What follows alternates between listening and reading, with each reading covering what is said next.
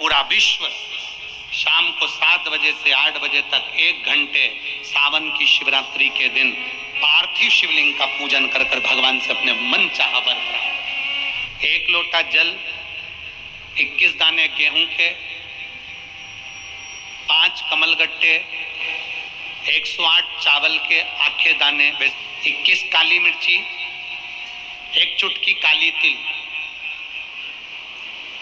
1 धतूरा, 7 बेलपत्र, 7 शमी पत्र, 7 लाल फूल, गुलाब के मिल जाए तो श्रेष्ठ है, नहीं तो कोई लाल फूल दूसरा मिल जाए वो भी श्रेष्ठ है। 7 पुष्प सादे जो पूजन में चढ़ाने के लिए,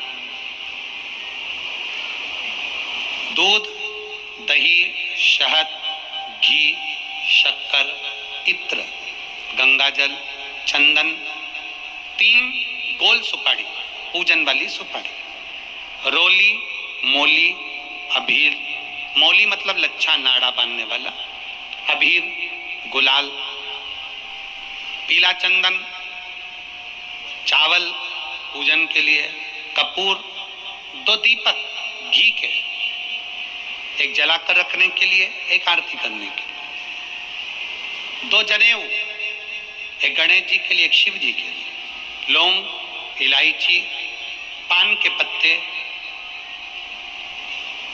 मिट्टी का पार्थिव शिवलिंग। अपने नगर में, अपने गांव में, अपने गमले में जो मिट्टी हो उसका पहले से शिवलिंग बना के रख लेना। 7 बजे तो सीधे पूजन चालू करेंगे, 8 बजे तक आप लोग पहले से शिवलिंग बना के रख लें, पार्थिव शिवलिंग मिट्टी का।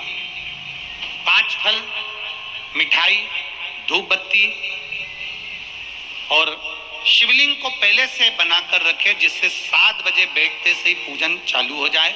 अपने अपने मोबाइल, टीवी चालू रखना है, ऑनलाइन पूजन करना है। और शिवरात्रि के दिन शिव अभिषेक होना जरूरी है, क्योंकि सावन की शिवरात्रि के दिन जो पार्थिव शिवलिंग का पूजन शाम के समय, शिवरात्रि के दिन रात्रि के समय पर जो करता है, मनवांचित फल देवादिदेव महादेव प्रदान करते हैं निश्चित।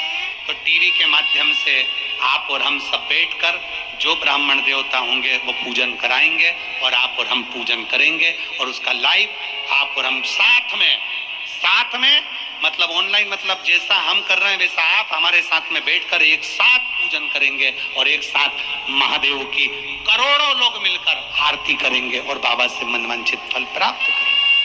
ये तो कहीं वर्णन। एक माता जी ने प्रश्न करा कि हम जो भगवान शंकर जी का शिवलिंग बनाएंगे तो उसका विसर्जन कहाँ करने जाएंगे? तो घरे कर लो, उसमें कौन सी दिक्कत। घर में अगर पास में कहीं नदी हो, तालाब हो, बावड़ी हो, कुंड हो, वहां जाकर विसर्जन करो। शिवरात्रि के दिन पूजन कर रहे हो, रात को विसर्जन करना है तो रात को कर सकते हो, और सवेरे जाकर विसर्जन करना हो तो सुबह कर सकते हो।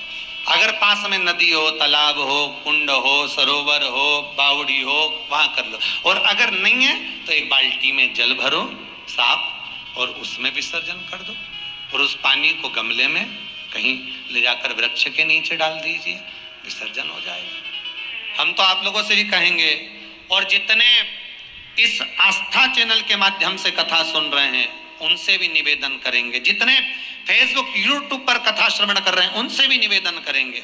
जब 6 अगस्त को शिवलिंग का आप निर्माण करेंगे, पूजन करेंगे, तो निवेदन रहेगा सावन के महीने में आप हरिद्वार जाएं, प्रयाग जी जाएं, काशी जी जाएं, ना जाएं, पर आपके घर में अगर थोड़ा सा गंगा जल है तो उस गंगा जल को 2 कलश में, पानी में 2 कलश में थोड़ा थोड़ा डाल लेना। और जैसे कावड़ चढ़ाते, कावड़ चढ़ाते कैसे? कावड़ ऐसे नहीं चढ़ाते कि एक ही हाथ से चढ़ाते। कावड़ चढ़ाने का नियम रहता है, 2 बोतल रहती है, 2 कलश रहते हैं, दोनों कलश को एक साथ लिया जाता है और शिव पर एक साथ चढ़ाया जाता है, उसको कहते हैं कावड़। अगर एक ही कावड़ चढ़ा दी जाती तो उसका कोई महत्व नहीं है, दोनों जल एक साथ चढ़ना चाहिए। तो घर में भी तो शिवरात्रि के दिन 2 कलश में थोड़ा थोड़ा गंगा जल डालकर, पानी भरकर उसको एक साथ तो शंकर जी पर चढ़ा सकते हैं। तो कावड़ भगवान को चढ़ाने का भाव भी उत्पन्न हो जाएगा, श्रावण के महीने का सारा पुण्य भी मिल जाएगा। क्यों ना करें? मन चंगा कठोते में गंगा। क्यों ना, हर हर महादेव नहीं करना है, हमें घर घर महादेव करना है। ब्राह्मण हो सफेद मिट्टी का शिवलिंग बनाओ,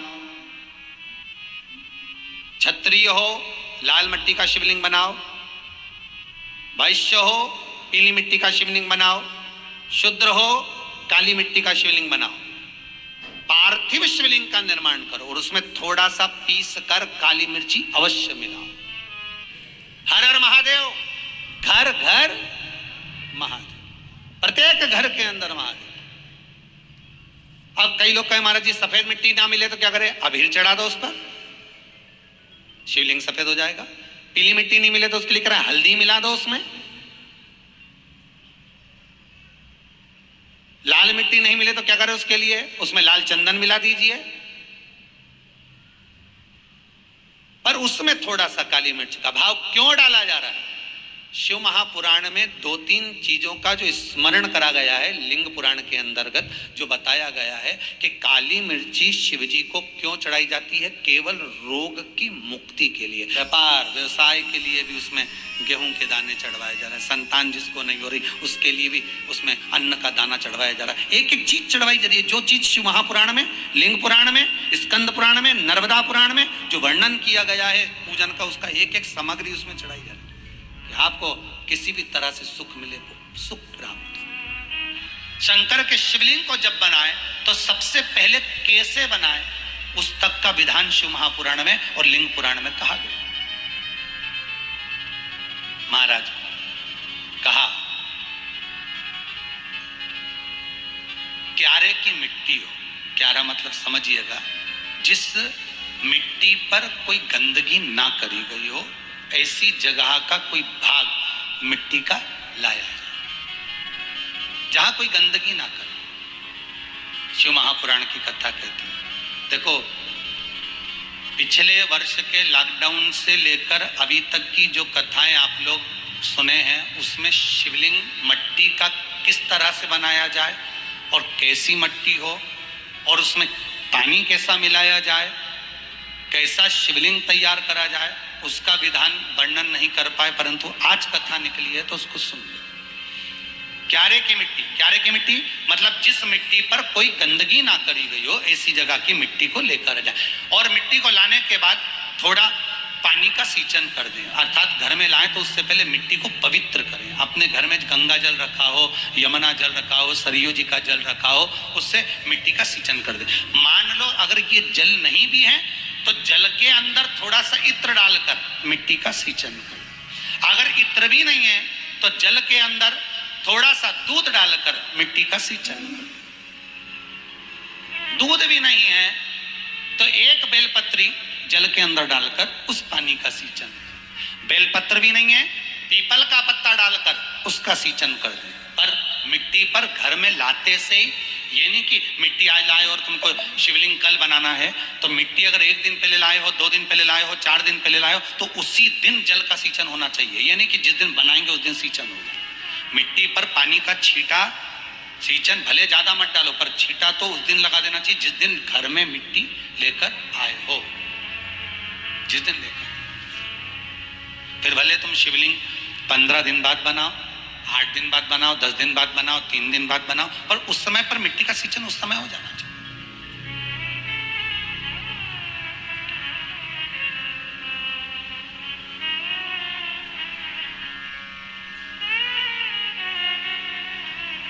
फिर कहा जिस दिन शिवलिंग का निर्माण करो उस दिन प्रातः में अगर आप शिवलिंग बना रहे हैं तो ब्रह्म मुहूर्त में मिट्टी को गला दो।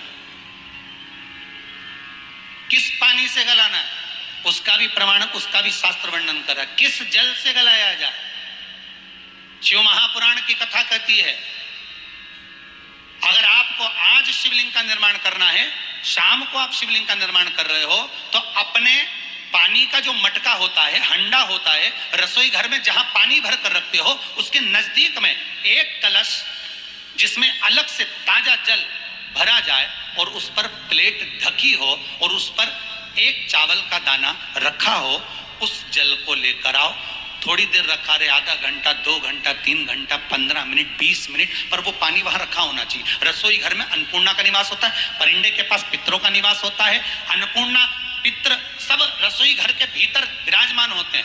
शास्त्र कहता है 33 कोटि देवता एक समय के लिए, एक क्षण के लिए हमारे रसोई घर में प्रवेश करते हैं। शिवलिंग का निर्माण। अब शिवलिंग का निर्माण कैसे करना? मिट्टी में गला दिया पानी में। सबसे पहले शिवलिंग बनाने से पहले पात्र जो होता है उसके नीचे एक बेलपत्र रखी जाती है। क्या रखना है? एक बेलपत्र। शंकर को झेलने के लिए कोई साधारण नहीं है पात्र जिसपे झेला जाए। स्वयं गंगा शिव की जटा में, और आप शंकर के शिवलिंग का निर्माण कर रहे हो, कोई साधारण नहीं हो सकता। स्वयं आप विदेश्वर संहिता के अंतर्गत पढ़े कि ब्रह्मा और विष्णु, ब्रह्मा ऊपर जा रहे हैं, भगवान विष्णु नीचे जा रहे हैं, तो पता नहीं कर पा रहे कि यहाँ चरण कहां पर और शीश कहां पर है, उसको जान ही नहीं पा रहे।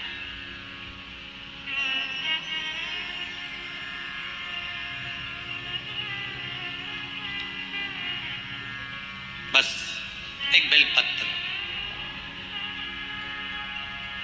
साधारण भाव में बेलपत्र भी सीधा भाग, और इस बेलपत्र की जो डंडी है वो उत्तर दिशा में रखना है थाली के अंतर्गत। जब आप शिवलिंग का निर्माण करें उत्तर, इसके ऊपर जो गलाई हुई मिट्टी है वो डाल दीजिए, और डालने के बाद सबसे पहले शिवलिंग का स्वरूप बनाना है। सबसे पहले नीचे की जलाधारी नहीं बनाना। क्या बनाना है? शिवलिंग का स्वरूप बनाना। बनाने के बाद उसी शिवलिंग के पास में और मिट्टी डाल लीजिए, फिर जलाधारी का निर्माण करें। फिर जलाधारी,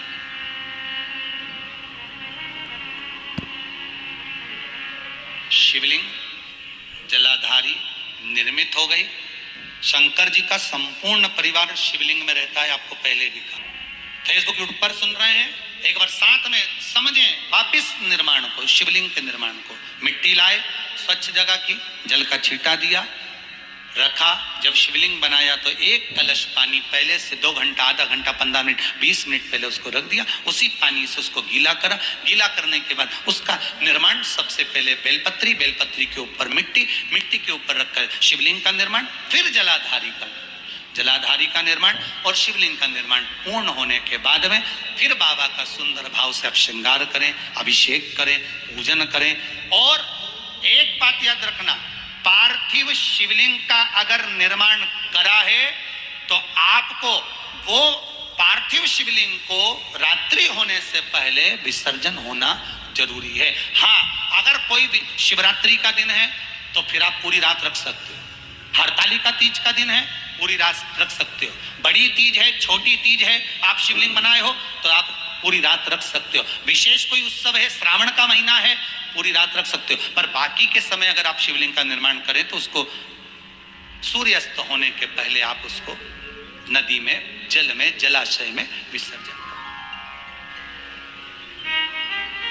और ध्यान दीजिएगा, विसर्जन करते समय जब आप विसर्जन करें पानी में अपने पात्र को, शिवलिंग को जब छोड़ें, उस समय पर ध्यान दीजिएगा कि शिवलिंग की जो जल की धार है, जिसका उत्तर की ओर जो जल की धार होती है, विसर्जन करते समय वो जल की धार अर्थात वो उत्तर का भाग हमारी ओर होना चाहिए, और थाली इस तरह से पकड़ें कि वो भाग हमको जब डालें तो वो भाग हमको दिखे, थोड़ा सा नजर आए पानी में डालते समय। और जब वो थोड़ा भाग दिखता रहे, और जिसलिए आपने शिवलिंग बनाया, जिस कामना से आपने शिवलिंग बनाया है, वो कामना उस भाग को पानी में देखते देखते बोल दीजिए, वो कामना पूर्ण हो जाती है। इसको कहते हैं पार्थिव शिवलिंग का निर्माण करना और उसकी आराधना करना।